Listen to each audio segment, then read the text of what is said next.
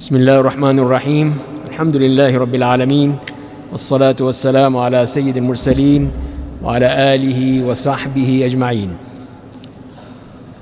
ارشاد باری تعالیٰ ہے بعد اعوذ باللہ من الشیطان الرجیم شهر رمضان الذي انزل فيه القرآن هدى للناس وبينات من الهدى والفرقان. تو آپ جیسے کہ حضرات جانتے ہیں کہ رمضان کا یہ مہینہ پہلا عشرہ بھی اب مکمل ہونے کو جا رہا ہے. کل 10 روزے مکمل ہو جائیں گے.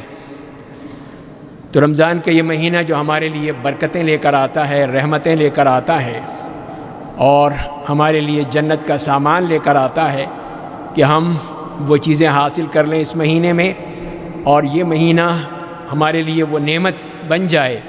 جو اللہ نے ہمارے لیے اس میں بڑے بڑے انعامات رکھے ہیں. اگر ہم اسی کو چھوڑ دیں گے تو وہی چیز جو ہے وہ ہمارے لیے بیکار ثابت ہوگی کہ ہم وہ چیز حاصل نہ کر سکیں جو ہمیں کرنی چاہیے. تو یہی تو اصل مقصد ہے اللہ تعالیٰ نے جو ہمیں یہ مبارک مہینہ دیا ہے. تو اس کی خصوصیات ہیں، فضائل ہیں، تو یہی چیزیں ہیں تاکہ اس کی اہمیت کا ہمیں احساس ہو. ہم یہ نہ سمجھیں کہ جیسے دوسرے مہینے ہیں اسی طرح یہ بھی مہینہ ہے ختم ہو جائے گا، نہیں، بلکہ یہ انتہائی فضیلت والا، برکتوں والا، رحمتوں والا مہینہ ہے. اور جیسے کہ ہم سب جانتے ہیں کہ اسلام کا رکن ہے، جو 5 ارکان ہیں اسلام کے، ان میں سے رکن یہی روزہ ہے. اور اس کے لیے اللہ تعالیٰ نے ہم پر فرض کر دیا ہے، جیسے فرمایا کہ یا ایھا الذین آمنوا کتب علیکم الصیام، کہ اے ایمان والو تم پر روزے فرض کر دیے گئے ہیں.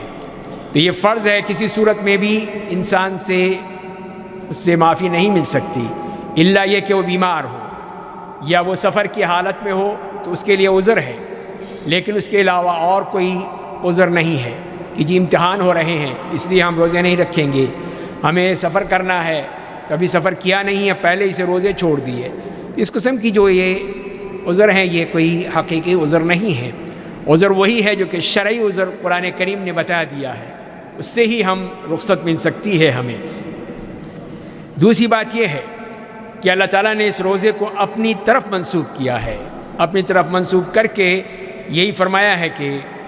کل عمل ابن آدم لہ الا الصوم فإنہ لی وأنا اجزی بہ، کہ اللہ تعالیٰ نے فرمایا جیسے کہ حدیث قدسی میں آیا ہے کہ ہر عمل ابن آدم کا اس کے لیے ہے لیکن روزہ میرے لیے ہے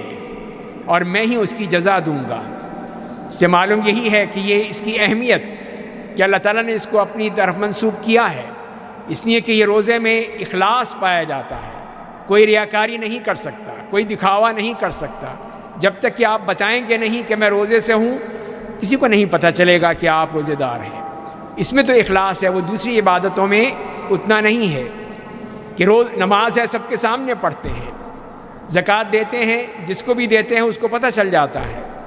اور حج تو ہوتا ہی لاکھوں لوگوں کے سامنے ہے. لیکن یہ ایسی ایک عبادت ہے جس نے روزہ رکھا ہے اسی کو معلوم ہے کہ اس نے روزہ رکھا ہے، اور دوسرے کے بارے میں نہیں جانتا. سوائے رمضان کے مہینے میں جب تمام مسلمان روزے رکھتے ہیں، لیکن اس کے باوجود کچھ لوگ ہیں جو یہاں پہ بھی ڈنڈی مار لیتے ہیں اور روزے چھوڑ دیتے ہیں. تو یہ اللہ کے رکن قرار دیا ہے، فرض قرار دیا ہے، اس کو چھوڑ دینا بہت بڑے گناہ کی بات ہے. تیسری بات یہ ہے کہ نبی کریم صلی اللہ علیہ وسلم نے صحابہ کرام کو اس کی بشارت کا اعلان کیا، اس کا استقبال کیا. اس مہینے کے بارے میں آپ نے فرمایا کہ اتاکم شہر رمضان شہر مبارک، کہ تمہارے لیے رمضان کا مہینہ آ چکا ہے، یہ برکتوں والا مہینہ ہے، انتہائی بابرکت مہینہ ہے. فرض اللہ عز وجل علیکم صیامہ، اللہ تعالیٰ نے اس کے روزے تم پر فرض کیے ہیں، لازمی تم نے رکھنے ہیں. تفتح فیہ ابواب السماء، اس میں آسمان کے دروازے کھول دیے جاتے ہیں. وتغلق فیہ ابواب الجحیم، جہنم کے دروازے بند کر دیے جاتے ہیں. یہ مراد یہی ہے کہ نیکیوں کے لیے اس میں جوق در جوق آنے والوں کی استقبال کیا جاتا ہے تاکہ لوگ نیکیوں کی طرف بڑھیں. جب ان کو معلوم ہو کہ جنت ان کی منتظر ہے، جنت کو مزین کر دیا گیا ہے، جنت میں ہر طرح سے وہ چیزیں لہلہا رہی ہیں اپنے ان بندوں کے لیے جو آئیں گے، اس جنت میں ان کو مقام ملے گا اور گناہوں سے ان کو روک دیا گیا ہے۔ اسی لیے فرمایا کہ جہنم کے دروازے بند کر دیے جائیں گے۔ پھر آپ نے فرمایا کہ وَتُغَلُّ فِيهِ مَرَضَةُ الشَّيَاطِينِ، اور سرکش شیاطین کو جکڑ دیا جائے گا تاکہ گناہ کا دروازہ بند ہو جائے، گناہ کے بازار میں کوئی کسی قسم کی سرگرمی نہ ہو اور صرف اللہ کی نیکیوں کا ہی بہار اس میں بنتی چلی جائے۔ اور اس کے بعد جو فرمایا ہے لِلَّهِ فِيهِ لَيْلَةٌ خَيْرٌ مِّنْ أَلْفِ شَهْرٍ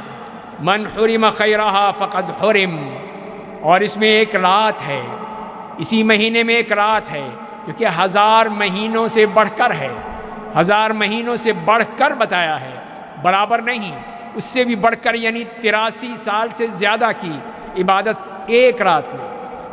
وہ اسی لیے کہ ہماری عمریں کم ہیں، اس امت کی عمریں 60 سے 70 سال ہیں جیسے کہ رسول اللہ نے فرمایا ہے۔ تو اب جو پہلے قومیں ہیں جن کی عمریں سینکڑوں اور ہزاروں سال ہوا کرتی تھیں، نوح علیہ السلام کے بارے میں یہی فرمایا قرآن کریم نے کہ ان کی دعوتی زندگی 950 سال تھی۔ تو پھر خود دیکھ لیجئے کہ ان کی عمریں کتنی ہوتی ہوں گی۔ آج ہمیں پھر یہ موقع اللہ نے اس طرح دیا ہے کہ ہماری عمریں تو کم ہیں لیکن ثواب کے موقع بہت زیادہ ہیں۔ ایک رات جو ہے اس میں 83 سال سے زیادہ کی عبادت کرنے کا اجر مل جائے گا۔ ایک رات آپ اگر یہ پا لیتے ہیں ان 10 دنوں میں، رمضان کے آخری 10 دنوں میں، طاق راتوں میں، کتنا آسان کر دیا گیا ہے آپ کے لیے۔ سارے مہینے میں نہیں کہا، تمام راتوں میں نہیں کہا، صرف 10 دنوں کی طاق راتوں میں، جو کہ صرف 5 راتیں ہیں، ان میں اگر آپ محنت کر لیں، ان میں آپ اللہ کو یاد کر لیں، اللہ کے سامنے گڑ گڑا لیں، رو لیں، مانگ لیں، تو وہی تو آپ کی پھر پوری خوشنودی حاصل ہو جائے گی۔ اللہ کے ہاں آپ کو اتنا بڑا انعام مل جائے گا کہ 83 سال سے زیادہ کی عبادت کا ثواب مل گیا۔ تو یہی وہ فائدہ ہے کہ اللہ نے ہمارے لیے یہ اس میں فائدہ رکھ دیا ہے تاکہ ہم اس کے ذریعے سے جو کمی ہے وہ پوری کر سکیں۔ ہر سال اگر آپ یہ پا لیتے ہیں تو اتنا ہی آپ کو اس کا اجر ملتا چلا جائے گا۔ چوتھی بات یہ ہے کہ رمضان کے روزے یہ گناہوں کی مغفرت کا سبب بن جاتے ہیں، اس لیے کہ نبی کریم صلی اللہ علیہ وسلم نے فرمایا ہے کہ من صام رمضان ایمانا واحتسابا غفر له ما تقدم من ذنبه، کہ جس نے بھی رمضان کے روزے رکھے ہیں ایمان کے ساتھ، اللہ پر ایمان رکھتے ہوئے کہ اللہ کا حکم ہے اس کے مطابق میں روزے رکھ رہا ہوں، اور اللہ سے اجر کی امید رکھتے ہوئے کہ وہ مجھے اجر دے گا اس کا، تو فرمایا کہ اس کے پچھلے سارے گناہ معاف ہو جاتے ہیں۔ مغفرت کا سامان ہے، مغفرت کا ذریعہ ہے، مغفرت کا سبب ہے۔ تو یہ کتنا بڑا اللہ کی طرف سے ہمیں انعام دے دیا گیا۔ اور ایک اور حدیث میں فرمایا کہ وَرَمَضَانُ إِلَى رَمَضَانَ مُكَفِّرَاتٌ مِّن بَيْنَهُنَّ إِذَا اجْتُنِبَتِ الْكَبَائِرُ، کہ ایک رمضان سے لے کے دوسرے رمضان تک سارے گناہ معاف ہو سکتے ہیں، سب اللہ تعالیٰ گناہ معاف کر دے گا، لیکن ایک شرط ہے، وہ یہ ہے کہ کبیرہ گناہوں سے بچتا رہے، کبیرہ گناہوں سے اپنے آپ کو صاف اور پاک رکھے، تو اس کے 1 سال کے سارے گناہ معاف ہو جائیں گے۔ یہ بھی اللہ کی طرف سے ہمارے لیے کتنی بڑی بشارت بھی ہے، رعایت بھی ہے، رحمت بھی ہے، اس کا فضل بھی ہے کہ ہم اس طرح اپنے سارے گناہوں کی معافی اس سے حاصل کر سکتے ہیں۔ 5ویں بات یہ ہے کہ یہی وہ مبارک مہینہ ہے جس میں اللہ تعالیٰ نے یہ کتاب نازل فرمائی، قرآن کریم نازل فرمایا، جو فرمایا گیا ہے کہ شہر رمضان الذی انزل فیہ القرآن ہدی للناس وبینات من الہدی والفرقان، اور لیلۃ القدر کے بارے میں فرمایا کہ انا انزلناہ فی لیلۃ مبارکہ، تو یہ اس مبارک رات میں یہ قرآن نازل ہوا ہے۔ تو یہ قرآن کریم، تو رمضان کے اس مہینے میں ہم قرآن کی ہر سال سالگرہ مناتے ہیں۔ سالگرہ یہ ہے کہ صرف کیک کاٹ کر نہیں، بلکہ اس کو پڑھ کر، اس کی تلاوت کر کے، اس میں غور و فکر کر کے، اس کو پوری طرح سمجھ کے، اس پہ عمل کر کے، پھر ہم اس کی یہ سالگرہ منا سکتے ہیں۔ اس لیے کہ یہ قرآن کا مہینہ ہے، قرآن کو پڑھنے کا مہینہ ہے، سمجھنے کا مہینہ ہے۔ قیام اللیل میں پڑھیں، ویسے آپ پڑھیں، جتنا بھی پڑھیں وہ آپ کے لیے فائدہ مند ہوتا چلا جائے گا۔ فرمایا کہ اسی میں لیلۃ القدر ہے، جس کی ابھی بات کی کہ سب سے عظیم ترین راتوں میں سے وہ رات ہے جو اللہ تعالیٰ نے ہمیں بتائی ہے، اور اسی کے بارے میں فرمایا کہ من قام لیلۃ القدر ایمانا واحتسابا غفر له ما تقدم من ذنبه، کہ جس نے بھی لیلۃ القدر اسی رات میں قیام کیا یعنی تہجد ادا کیے، اللہ تعالیٰ اس کے پچھلے سارے گناہ معاف کر دیں گے۔ کتنی بڑی سعادت ہے،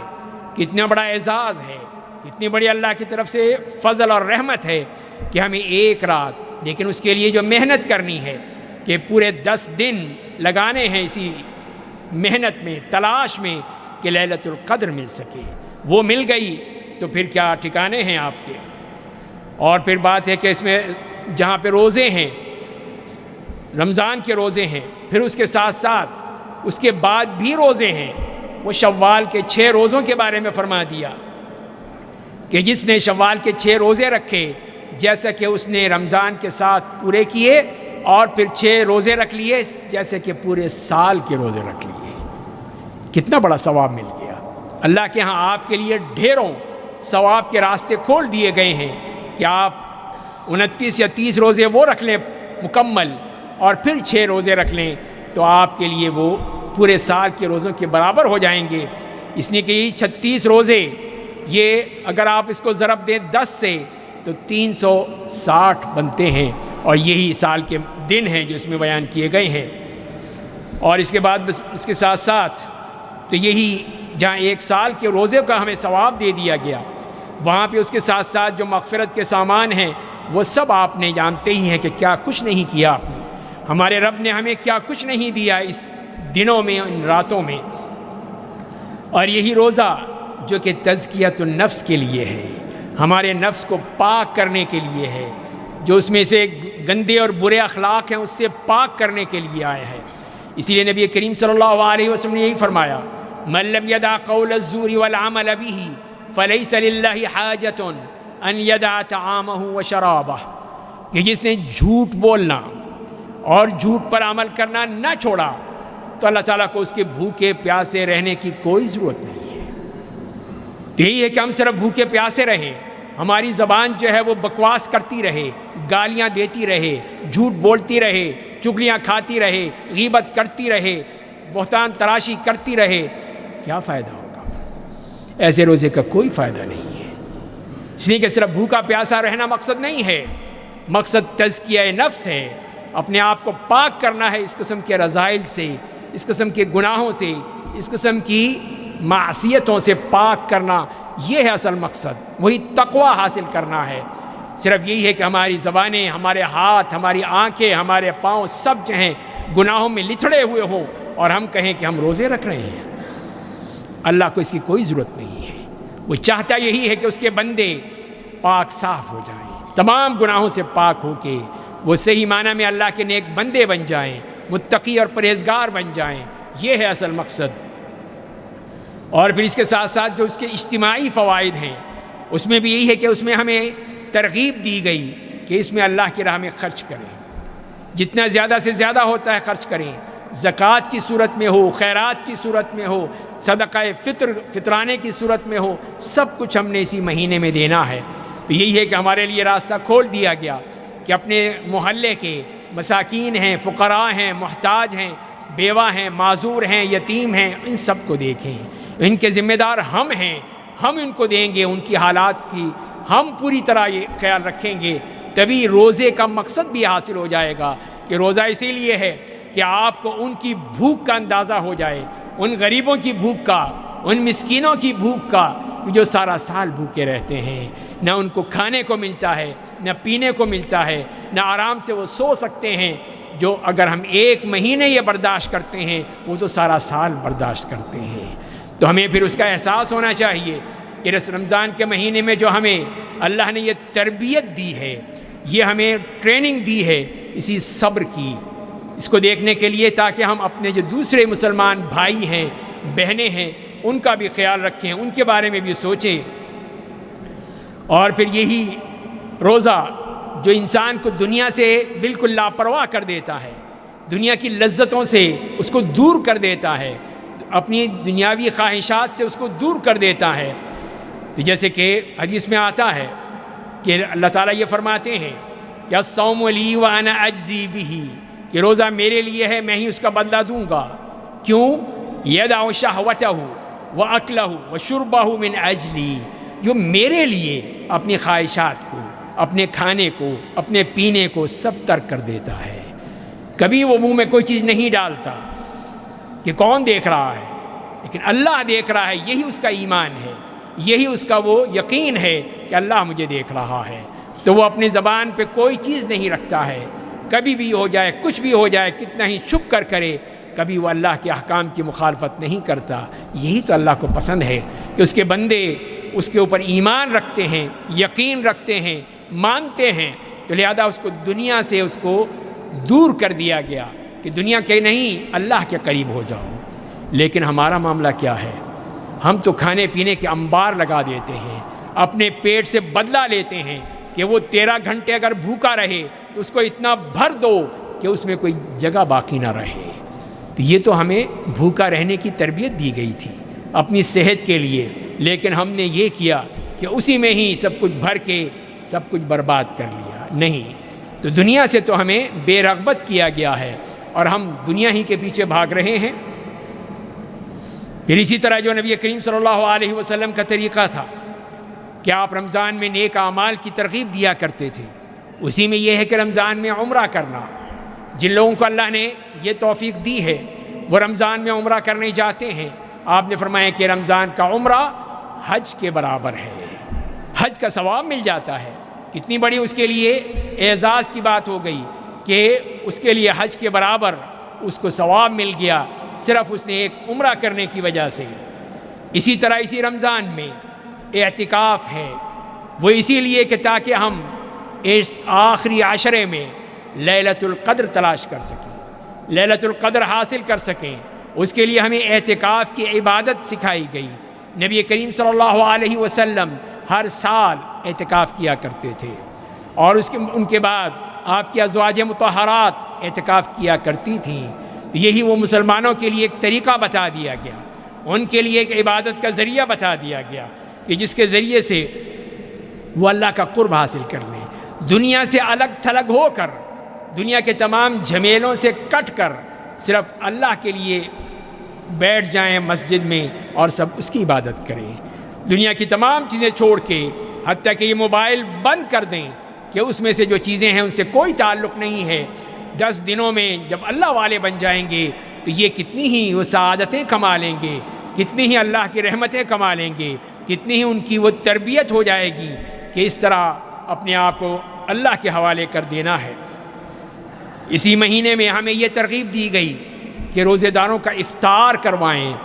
تو افطار کے لیے فرمایا کہ من فطر صائما کان له مثل اجرہ غیر انہ لا ينقص من اجر الصائم شیئا۔ فرمایا کہ جس نے بھی ایک روزے دار کو افطار کروایا، اس کا روزہ کھلوا دیا، اس کے اجر کے برابر اس کو بھی اجر ملے گا، جتنا روزے دار کا ہے اس کو بھی اجر ملے گا، اور روزے دار کے اجر میں کوئی کمی نہیں ہوگی۔ یہی دیکھ لیجیے ہمارے لیے ایک اور نیکی کا دروازہ کھول دیا کہ ہم اس طرح ان روزے داروں کے لیے اہتمام کریں اپنی مساجد میں، اپنے گھروں میں، اپنی محفلوں میں، کہ ایسے روزے دار خاص طور پہ وہ لوگ جو کہ غریب ہیں، مسکین ہیں، محتاج ہیں، ان کو، تاکہ ان کو بھی اچھا کھانا مل سکے۔ پھر یہ بھی فرما دیا گیا کہ روزے دار، اس کے منہ کی خوشبو اللہ کو بہت پسند ہے، اس لیے کہ یہ منہ کی خوشبو جو کہ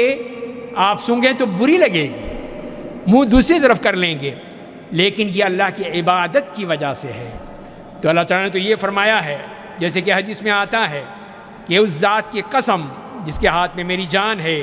کہ روزے دار کے منہ کی خوشبو اللہ کے نزدیک مشک کی خوشبو سے بھی بڑھ کر ہے، اس لیے کہ یہ خوشبو جب کہ عبادت کی وجہ سے ہوئی ہے۔ جیسے مجاہد کے بارے میں فرمایا کہ مجاہد جس نے اللہ کی راہ میں اللہ کے لیے اپنی جان دی ہے، دشمنوں کو ختم کرتے ہوئے، وہ آئے گا قیامت کے دن اور اس حالت میں ہوگا کہ اس کا خون بہہ رہا ہوگا، وہ خون کے رنگ کا ہوگا، لیکن اس کی خوشبو مشک کی خوشبو ہوگی۔ تو یہ اس مجاہد، اس شہید کا درجہ بتا دیا جس نے اپنی جان اللہ کے لیے قربان کر دی، اس لیے کہ وہ بھی ایک عبادت تھی، یہ بھی ایک عبادت ہے کہ اس کی وجہ سے منہ سے جو بو آ رہی ہے اس کو بھی فرما دیا کہ وہ مشک کی خوشبو سے بھی زیادہ ہے۔ پھر ایک اور اعزاز ہمیں دے دیا گیا ہے کہ وہ یہ ہے کہ یہ روزہ اور یہ قرآن یہ قیامت کے دن ہماری سفارش کریں گے، یہ ہمارے لیے شافع بن جائیں گے، شفاعت کریں گے۔ یہ قرآن یہی کہے گا روزہ کہ اے میرے رب، میں نے اس کو دن میں کھانے پینے سے روک دیا، اس کی خواہشات سے روک دیا، تو میری شفاعت اس کے لیے قبول کر لے۔ اور اسی طرح قرآن کہے گا اے میرے رب، میں نے اس کو رات کو سونے سے منع کر دیا تھا، یہ رات کو عبادت کیا کرتا تھا، اٹھ کے قرآن پڑھا کرتا تھا، تو لہذا تو میری سفارش قبول کر لے۔ تو اللہ تعالیٰ پھر دونوں کی سفارش قبول کر لیں گے۔ تو ظاہر ہے کہ جتنا ہم پوری ریاضت کے ساتھ، محنت کے ساتھ، للہیت کے ساتھ یہ کام کریں گے تو یقیناً یہ قرآن بھی یہ رمضان بھی دونوں ہمارے لیے شفاعت کریں گے اللہ کے ہاں، اور اللہ تعالیٰ ہماری وہ ان کی شفاعت قبول کر لیں گے۔ اور پھر ان روزے داروں کے بارے میں ایک اور خوشخبری بھی دے دی کہ یہ جو روزے دار ہیں ان کے بارے میں فرمایا کہ اللہ تعالیٰ ہر رات کتنے ہی لوگوں کو جہنم سے آزاد کر دیتے ہیں، جہنم سے آزادی دے دی جاتی ہے کہ وہ لوگ آزاد ہیں، اب ان کو جنت میں بھیجا جائے گا، جہنم میں نہیں۔ فرمایا کہ ہر بندے کے لیے ایک دعا ہے جو قبول ہوتی ہے، ایک دعا ایسی ہے جو قبول ہو جاتی ہے۔ تو فرمایا کہ وہ 3 قسم کے لوگ ہیں، اسی میں ایک روزے دار کی دعا ہے جو جب وہ افطار کرنے سے پہلے اس کی دعا قبول ہو جاتی ہے۔ صرف افطار کے وقت ہی نہیں، پورا دن آپ کے لیے ہے کہ اس میں اللہ سے دعائیں کریں، خود اپنے آپ دعائیں کریں، تاکہ وہ اللہ سے آپ براہ راست آپ کا کنیکشن ہے، اللہ سے بات کریں اور اللہ کی سے مانگیں، جو مانگنا ہے مانگیں، وہ دینے والا ہے، وہ ناراض نہیں ہوتا۔ جس طرح بھی مانگیں اس سے پوری طرح مانگیں، جیسے کہ ایک بچہ اپنی ماں سے مانگتا ہے، رو کے مانگتا ہے، اسی طرح لپٹ کے مانگتا ہے، تو اپنے رب سے مانگیں۔ اسی لیے پھر فرمائیں کہ اس روزے دار کی دعائیں جو ہیں وہ رد نہیں کی جاتی بلکہ وہ دعائیں قبول کر لی جاتی ہیں۔ تو اس طرح ہم دیکھتے ہیں کہ رمضان کا یہ روزہ فضیلتیں ہی فضیلتیں ہیں، بشارتیں ہی بشارتیں ہیں، ہمارے لیے رحمتیں ہی رحمتیں ہیں، برکتیں ہی برکتیں ہیں۔ اگر ہم نے اس کو نہ حاصل کیا تو پھر ہمارا کیا فائدہ ہوا؟ رمضان آیا اور چلا گیا، ہم اسی طرح بالکل ہی خالی ہاتھ رہ گئے۔ اس کے بارے میں یہ حدیث سن لیجئے کہ نبی کریم صلی اللہ علیہ وسلم مسجد میں تشریف لائے اور آپ نے ممبر پر چڑھتے ہوئے 3 دفعہ کہا کہ آمین آمین آمین۔ تو صحابہ کرام نے پوچھا کہ یا رسول اللہ آپ نے کس بات پہ آمین کہا؟ تو آپ نے فرمایا کہ جبریل علیہ السلام میرے پاس آئے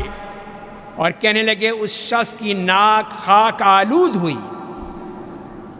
اس کی ناک خاک آلود ہوئی جس کو رمضان کا مہینہ ملا لیکن اس نے اپنی مغفرت نہیں کروائی، آپ آمین کہیے۔ میں نے کہا آمین۔ تو دیکھ لیجئے کہ نبی کریم صلی اللہ علیہ وسلم کی یہ بد دعا ہے اس شخص کے لیے جس کو رمضان کا مہینہ ملا لیکن اس نے کچھ نہیں حاصل کیا، خالی ہاتھ ہی رہا، تہی دامن ہی رہا، تو کیا ملا اس کو؟ تو یہی کوشش کرنی چاہیے کہ ہم اس مہینے سے کچھ حاصل کر لیں، یہ مہینہ ہمارے کام آئے گا، ہماری آخرت کے لیے کام آئے گا، ہماری جنت کے لیے کام آئے گا۔ جنت میں ایک اللہ نے دروازہ مقرر کر دیا ہے، باب الریان،